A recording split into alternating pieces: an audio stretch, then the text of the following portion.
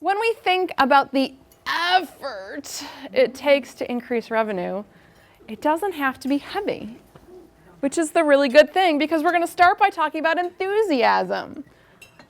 And here's the funny thing about enthusiasm. When I talk to entrepreneurs, they are so enthusiastic about their business. It's crazy. You guys are passionate about things that no one has ever heard of before, that people really need. You're passionate about what you do. You're passionate about the reason that you're doing it. But when I talk to you about sales, you never look like the people in this picture.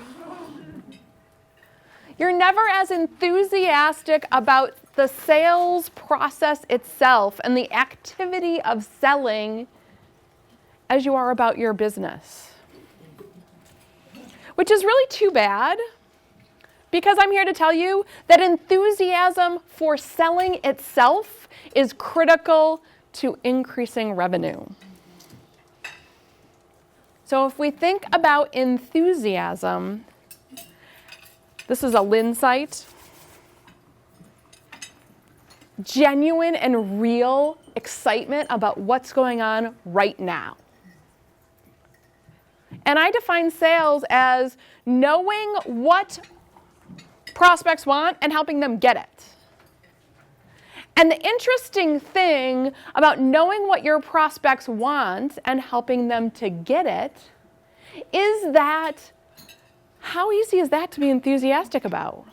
Helping people get what they want and having them give you money while they do it. Sounds kind of fun. Something I can get behind.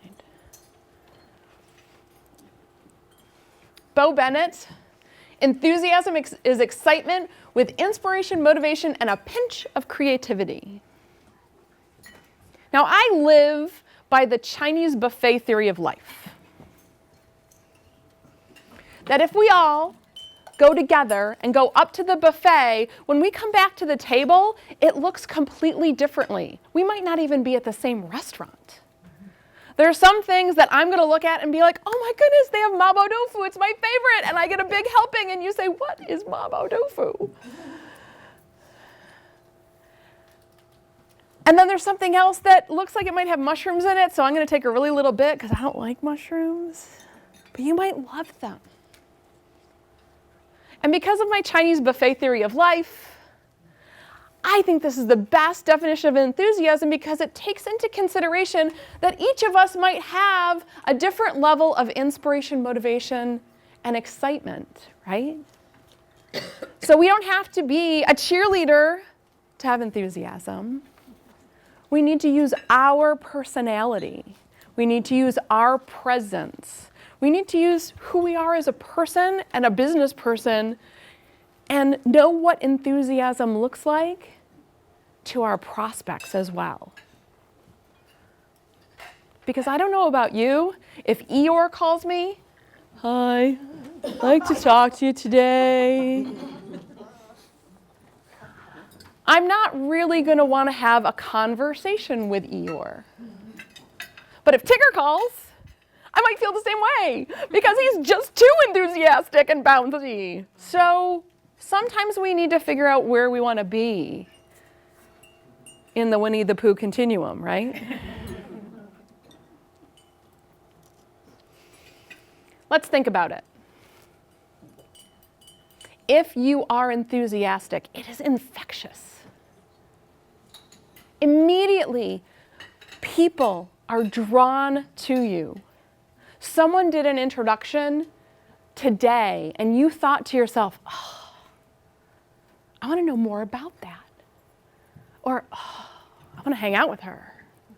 Or, gee, I wonder how I could use her in my world. What could we do together? I really want to collaborate.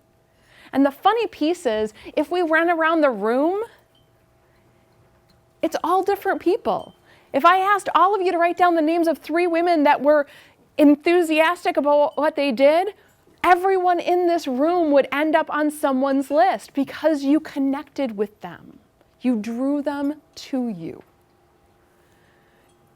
And we get the benefit of having a longer conversation when we are enthusiastic about the activity of selling.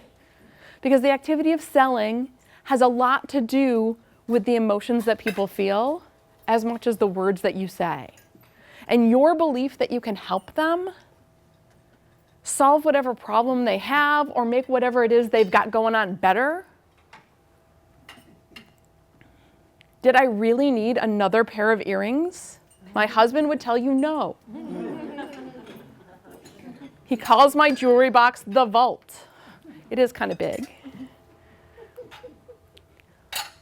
But they made me feel really good about myself when I got up here last time, right? I felt better.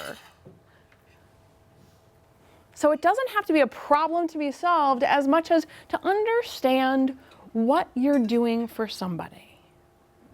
And then conveying that in your sales conversations and your introductions. Because I don't know about you, but I would rather have a conversation with someone a second time if I find them delightful.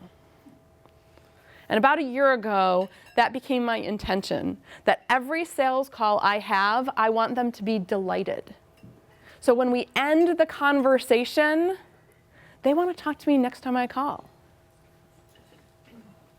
I actually had someone say to me yesterday, so I caught these two guys at breakfast. Lucky me, because they put me on speakerphone. That's my favorite, by the way. I love being on speakerphone. No, I don't. Not really. So they're like, you are always so happy to talk to us. And I'm like, because I'm always so thrilled you answered.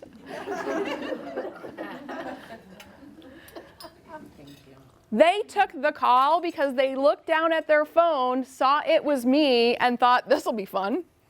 Right? I was delightful. But I was only delightful because that is my intention. And enthusiasm is a piece of your intention when you're selling.